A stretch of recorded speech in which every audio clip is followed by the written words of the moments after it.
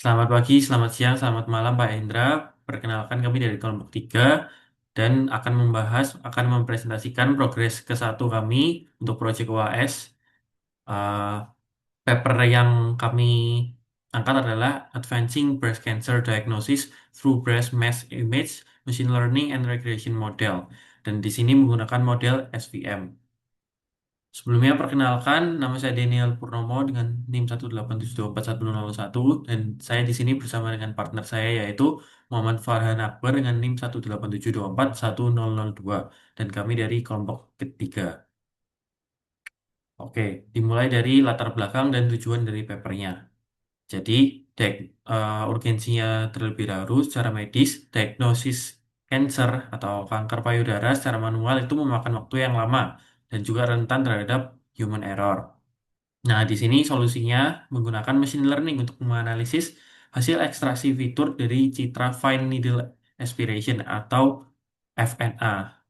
Nah, tujuan akhirnya di sini bisa membangun model SVM yang mampu memberikan diagnosis otomatis secara cepat dan akurat sebagai opini pendamping bagi tenaga medis. Oke, jadi sekarang kita masuk ke tinjauan dataset mentah.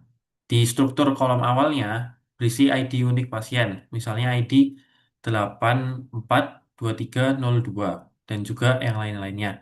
Yang nantinya akan diabaikan oleh model karena nggak ada nilai prediktifnya, nggak ngaruh apa-apa ke hasil prediksinya. Lalu untuk targetnya, di sini labelnya ada dua, karakter M dan juga B. M itu artinya kanker ganas, dan B itu artinya jinak. Oke, lalu sumber filenya di sini berada di dalam file bernama wdbc.data.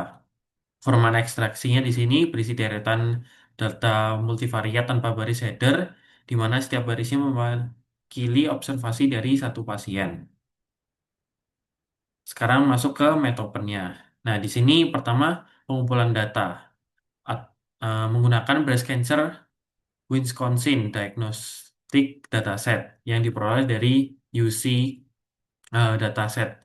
Lalu untuk pre-processingnya menghapuskan fitur yang tidak relevan seperti kolom ID yang tadi sudah dijelaskan.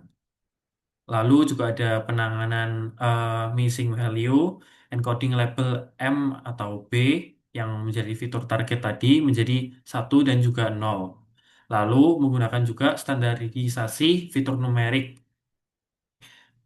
Di sini sangat penting untuk SVM dan akan dijelaskan nanti lagi. Lalu untuk splitting datanya membagi data menjadi training dan juga testing.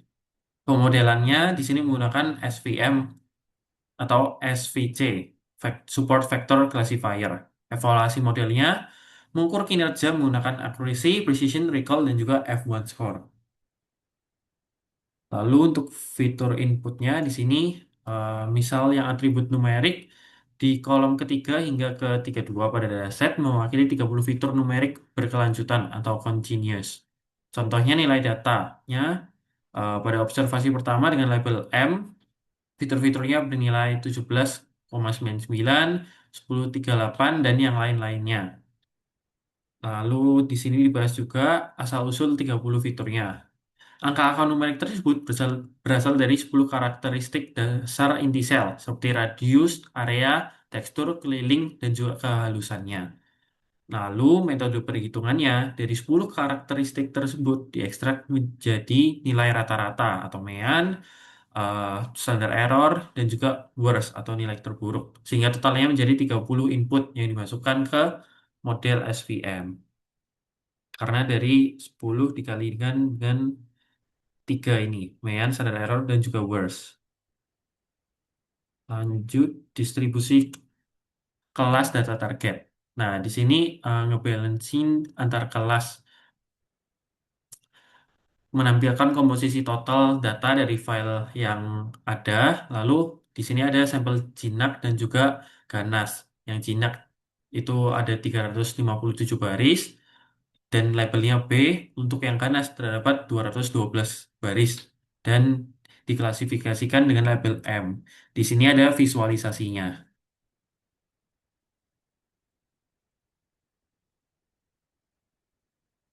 Oke, lalu sekarang masuk ke preproses dan skenario data. Nah, split datanya, eh, datasetnya kan berukuran 569 baris. Dipisah menggunakan rasio 70-30. 70% untuk data yang latih model dan 30-nya untuk uji performa prediksinya. Nah, di sini kenapa standarisasi atau normalisasi sangat krusial untuk SVM? Di sini ada contohnya. Misal kolom area mean bernilai ribuan kan. Ada 1001 seperti itu. Sedangkan smoothness mean itu nilainya sangat kecil, 0, sekian. Nah, di sini digunakan scaling seperti standar scaler biar fiturnya itu memiliki rentang yang sama agar modelnya atau SVM-nya itu nggak bias terhadap fitur yang angkanya itu besar.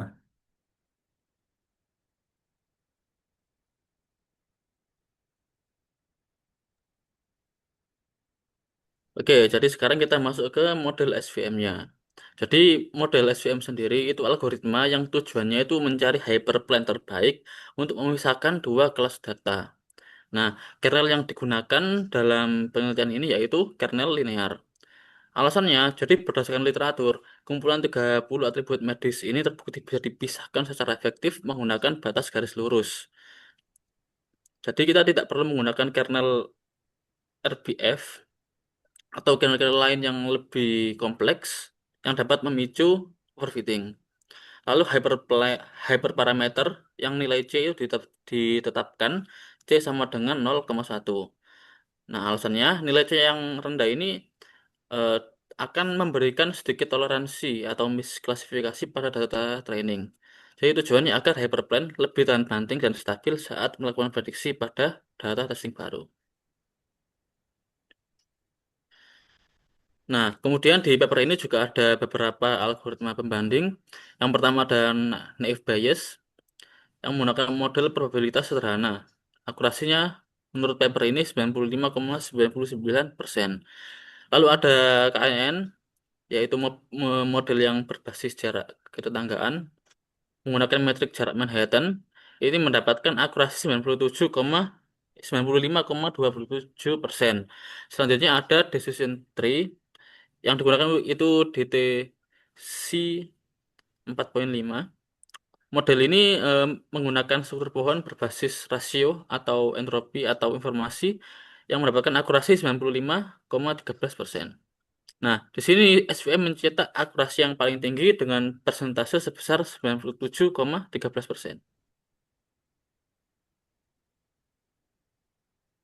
Nah, kemudian di sini hasil. Jadi peringkat akurasi model dievaluasi menggunakan metrik akurasi untuk melihat persentase tebakan yang benar dari total data uji. Hasilnya seperti yang sebelumnya, jadi SVM dengan linear kernel 97,13% yang merupakan model terbaik, disusul oleh naive Bayes dengan 95,99%, yang ketiga KNN dengan 95,27%, dan yang terakhir decision tree dengan 95,13%. Lalu analisis tingkat kesalahan atau error rate. Jadi di bidang medis, ya, error ini bisa berakibat sangat fatal. SVM membuktikan keunggulannya dengan memiliki tingkat kesalahan yang paling rendah. Kemudian relatif absolute error atau RAE. Jadi hanya 6,33% ini berarti deviasi atau penyimpangan tebakan model dari nilai aslinya sangatlah kecil. Bagi pembanding, model lain ini memiliki RAE di atas 10%. Kemudian untuk RMSE, root mean squared error, sangat rendah yaitu 0,1695. Untuk keandalan kapas statistik, SVM mencetak skor 0,93 atau 93% dalam statistik medis. Skor kapas di atas 0,80 dikategorikan sebagai excellent atau almost perfect agreement. Jadi di sini kesimpulannya. Kesimpulan teknis atau validasi algoritma. Kumpulan 30 fitur ekstraksi inti sel payudara seperti rata-rata radius, tekstur, dan luasan memiliki korelasi linear yang kuat. Jadi, kombinasi SVM dengan linear kernel dan parameter C sama dengan 0,1 terbukti menjadi arsitektur yang paling optimal. Model ini sukses menemukan hyperplane atau pemisah yang terbaik antara sel kanker ganas dan jinak tanpa mengalami overfitting. Lalu dampak di dunia nyata, Sistem ini sukses meminimalisasi subjektivitas dan kelelahan visual manusia atau human error yang sering terjadi pada diagnosis patologi manual. Model SVM ini sudah sangat layak untuk diintegrasikan sebagai computer aided diagnosis yang fungsinya adalah memberikan second opinion atau opini pendamping yang instan, akurat, dan dapat diandalkan bagi tenaga medis atau ahli onkologi sebelum mengambil keputusan biopsi lanjutan. Jadi di sini ada cuplikan kodenya. Yang paling atas itu import library yang dibutuhkan. Kemudian kita load datasetnya. Dataset yang digunakan ini formatnya Excel ya. Terus kita tampilkan 5 sampel data yang paling atas. Lalu ada pengecekan dimensi dan informasi fitur menggunakan df.info. Lalu di situ yang nomor 4 eksplorasi target variabel itu berguna untuk menghitung itu kelas diagnosis. Jumlahnya ada berapa. Kemudian yang kelima kita drop kolom yang tidak relevan, yang mana hal ini ID ya, yang tidak relevan karena tidak memiliki nilai prediksi apapun. Hanya di sini kita membuat visualisasi. Jadi yang bagian atas set time style white grid itu untuk mengatur tema. Kemudian membuat area gambar itu dengan ukuran 8 kali 6. Lalu kita menghitung plot diagnosis yang mana M itu menggunakan warna merah, kemudian yang B itu menggunakan warna hijau. Setelahnya kita kasih judul perbandingan distribusi kelas diagnosis kanker payudara dengan ukuran font 14, font white bold, lalu kasih label X sama label Y seperti di gambar itu.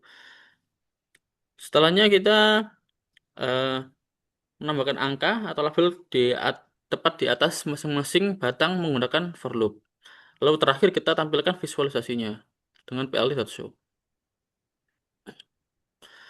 Nah, ini tadi untuk output dari df.info. Jadi di situ ada kebanyakan merupa tidak memiliki nilai nol. Lalu tipe datanya ada yang integer 64, ada yang string, kemudian didominasi oleh float 64. Oke, sekian presentasi dari kelompok 3. Kurang dan lebihnya mohon maaf. Assalamualaikum warahmatullahi wabarakatuh.